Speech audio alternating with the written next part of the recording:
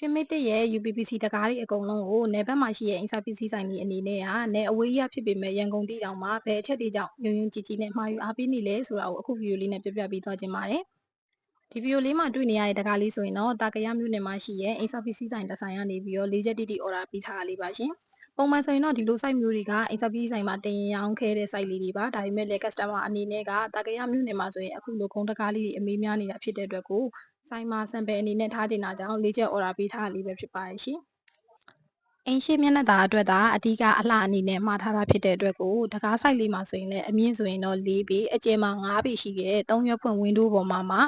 ကုန်းကို2ပေ3လမ်းမလောက်ထပ်ဆင့်တင်ပြီးတော့နေကုန်းဆိုရင်အမြင့်6ပေ3လမ်းမှာအကျယ်9ပေလောက်ရှိတဲ့ site လေးတွေပဲ၄ချက်အော်ဒါပေးထားတာလေးပေါ့နော်။နယ်ဘက်မှာရှိတဲ့အိမ်ဆောက်ပစ္စည်းဆိုင်တွေအနေနဲ့ဆိုရင် UPPC နဲ့ပတ်သက်လာရင် normal site မှမဟုတ်ဘူးပေါ့နော်ဒီလိုတကားဒီဇိုင်းနှစ်လလေးတွေတကားဒီဇိုင်းစမ်းတာလေးတွေကို sample ထားခြင်းနဲ့ဆိုရင်တော့ရွှေမစ်တစ်နဲ့လက်တွဲဖို့ဖိတ်ခေါ်ပါရရှင်။အိမ်ဆောက်ပစ္စည်းဆိုင်တွေအနေနဲ့ဆိုရင်တော့ရွှေမစ်တစ်မှာလက်ကအထူးတီးတန့်ဈေးနှုန်းလေးလည်းပေးထားပါတယ်ရှင်။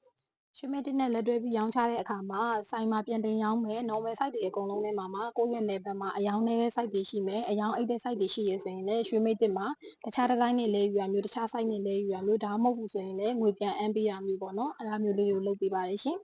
။ယုံကြည်စိတ်ချရတဲ့ quality နဲ့ရည်ရှိလက်တွဲနိုင်တဲ့ partner တစ်ယောက်ဖြစ်ဖို့ဆိုရင်တော့ရွှေမစ်တစ်ကအမြဲအဆင်သင့်ရှိနေပါတယ်နော်။အခုဗီဒီယိုလေးကိုအဆုံးထိကြည့်ရှုပေးတဲ့အတွက်လည်းအားလုံးကိုကျေးဇူးအများကြီးတင်ပါတယ်ရှင်။